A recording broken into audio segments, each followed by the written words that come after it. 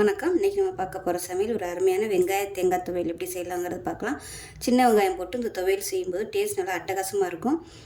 இட்லிக்குலாம் கூட இந்த மாதிரி தொட்டு சாப்பிட்லாம். சாதத்தில் போட்டு பரட்டி சாப்பிட்றது சூப்பராக இருக்கும். சாம்பார் சாதம், ரசம் சாதம், தயிர் சாதத்துக்குலாம் அட்டகாசமாக இருக்கும். வாங்க எப்படி செய்யலாங்கிறத பார்க்கலாம். ஒரு கடாயை எடுத்துக்கலாம். தேவையான அளவுக்கு எண்ணெய் விட்டுக்கலாம். எண்ணெய் சூடானதும் 3 துண்டு பெருங்காயம் சேர்த்துக்கலாம்.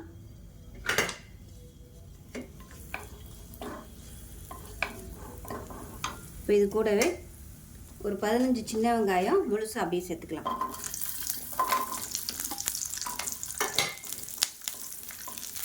இதில் சின்ன துண்டு புளி சேர்த்துக்கலாம். இது கூடவே ஒரு 10 வரமிளகாய் சேர்த்துக்கலாம்.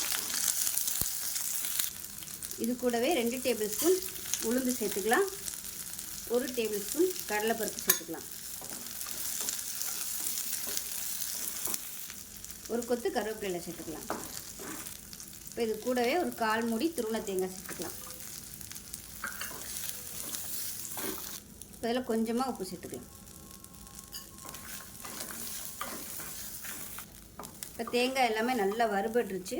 கேஸ் அமர்த்திடலாம். அமர்த்திட்டு ஒரு 4 பல் பூண்டு சேர்த்துக்கலாம். பூண்டு ஆப்ஷனல் தான், வேணும்னா சேர்த்துக்கோங்க, இல்லைன்னா ஸ்கிப் பண்ணிடலாம். அவ்வளோதான். இப்போ நல்லா ஆறுனதுக்கப்புறமா மிக்ஸி ஜாரில் சேர்த்துட்டு கொஞ்சமாக தண்ணி ஊற்றி நல்லா கெட்டியாக அரைச்சிட்டு பார்க்கலாம். இப்போ பாருங்கள், நல்லா சூப்பராக அரைச்சாச்சு. இந்த அளவுக்கு நல்லா கெட்டியாக அரைச்சிக்கணும். கொஞ்சமாக தண்ணி விட்டு அரைக்கணும்.